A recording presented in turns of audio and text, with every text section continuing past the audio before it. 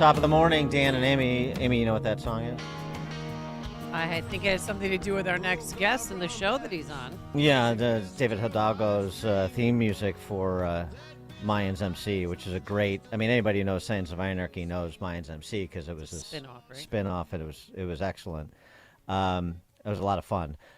Both Sons and Mayans, they're basically like Shakespearean tragedies set in a modern context. They're really well written and well acted. They're good shows if you haven't watched them. Before we get to our next guest, yesterday, dovetails nicely into his book. Yesterday, there was a House Committee on Homeland Security hearing. The chairman of that committee is Mark Green, a Republican from Tennessee, and a retired Army major. And before the committee was FBI Director Christopher Wray and DHS Secretary Ali Mayorkas talking about border security in the context of national security and some of the pronouncements Wray has made in recent weeks about concerns that we have people on the terrorist watch list. We have people that are in this country that potentially may aim to do America harm, and we don't know exactly where they are. And there also seems to be some miscommunication or lack of communication, probably is more accurate, between FBI, DHS, and Congress, which was also part of the discussion. But Green focused on the 1.8 to 2 million gotaways. Jeez. From 160 different countries, by the way. That have occurred during this presidency, and the implications. The real number of gotaways is well over 2 million. Can the FBI guarantee the American people that known or suspected terrorists, including any from Hamas or other terror groups, are not amongst those gotaways? Well, certainly the group of people that you're talking about are a source of great concern for us. That's why we're aggressively using all 56 of our joint terrorism task forces. But there's really no way for you to guarantee that Hamas isn't in those. Well, as you say, there's the unknown unknown and the known unknown. Right. But what I can tell you is that our 56 joint terrorism task forces are working their tails off to make sure that they suss out and identify potential terrorist suspects, whether they're on the watch list or not. I think greater fidelity about who's coming in this country and how they're getting in is essential to making sure we protect Americans from all sorts of threats, including a potential terrorist attack. Yeah, I do I too. can tell you that the threats that come from the other side of the border are very much consuming all 56 of our field offices, not just in the border states. That's why I made the point. Sure, I agree. If I heard you correctly, what you just said is not every state in the country is a border state now. Is that what you just said? Well, I didn't. I mean, the threats put it to every quite that state. way, but the threats that come from the other side of the border are affecting every state. Absolutely. Yeah, every state's a border state. Vincent Vargas served in Iraq and Afghanistan with the U.S. Army 2nd Battalion and 75th Ranger Regiment. He later served with Border Patrol and, of course, starred in the FX series Mayans MC as Gilly. Vincent Vargas, thanks so much for joining us. Appreciate it. Thank you for having me. I'm excited to be here. Oh, Sorry, we're excited to have you here, too. Sorry ATF killed you in the Mayans. Sorry about that. And your spoiler alert. Hello. But by the way, I failed to mention bury the lead here. He's got a new book called Borderline: Defending the Home Front, and I want to talk about that and your experience before you got into the entertainment industry, because it seemed to me from what I've read about you that actually some of your experience in law enforcement, and certainly serving in the military, informed the character you played in Mayans. Yeah, that is correct. You know, Elgin, an incredible mind, he asked me to kind of write up some of my own personal stories. I am an avid writer myself. My goal is to be a writer in Hollywood, and I just showed him my story. He's like, "You mind us using this for Gilly?" And I said, "Not at all." So they tweaked it. They changed it around a little bit, but the essence of Gilly was probably more of the essence of some of the harder things I've dealt with in life. Such as what? Can you give us some examples? Yeah, Gilly character struggled with post-traumatic stress due to some things that happened overseas. And that is no different than me personally in real life struggle with post-traumatic stress from stuff that happened overseas. And so some of the dialogue that you see in the film or in the TV show was genuine to my real story.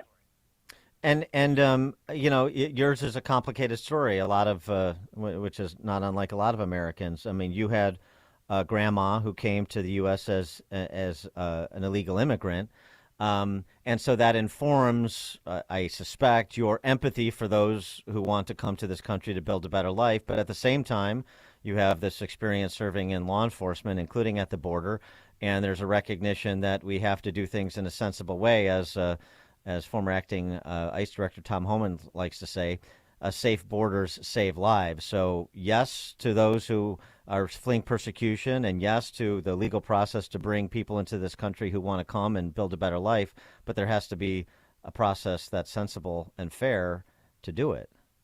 Absolutely. I think, the argument is very divisive and everyone's very emotional on the topic, but my goal in writing this book is to really explain the foundation of the Border Patrol career field, so then at least they understand that part of this kind of puzzle. There's Homeland Security and immigration both have to be answered simultaneously at the same time, right?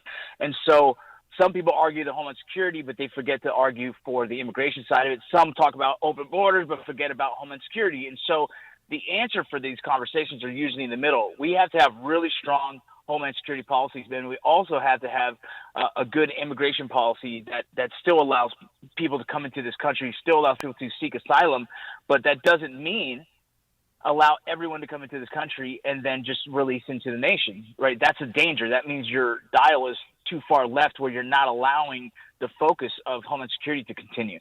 And so we definitely are facing some strange times here where we can't identify who has come into this country and those outliers who want to, do harm to this country. And why do you think the Democrats are letting thousands of people in? Because yesterday the Speaker of the House, or 2 days ago, said, you're doing this to get votes, to build up your Democratic base. Do you believe that? No, I try and stay out of the political argument because part of the reason for writing this book is we need to educate to really explain the process. As of now, what we have is a policy that's put in place that doesn't create deterrence. It actually feels more like an easy way to circumvent our system by processing them and then giving a notice to appear and released into the nation. So politically, left, right, doesn't matter. That situation right there does not work. It hasn't worked, and we are identifying what that can create is open. It's essentially opening us up to potential attacks. And so in that sense, that policy currently is what's hurting us. If you talk to I'll just real quick, where Trump's policies had repercussions for entering illegally, but also so did Obama's.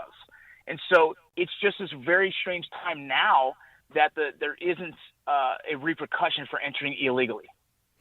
Give us some perspective, an overview of your time serving in Border Patrol.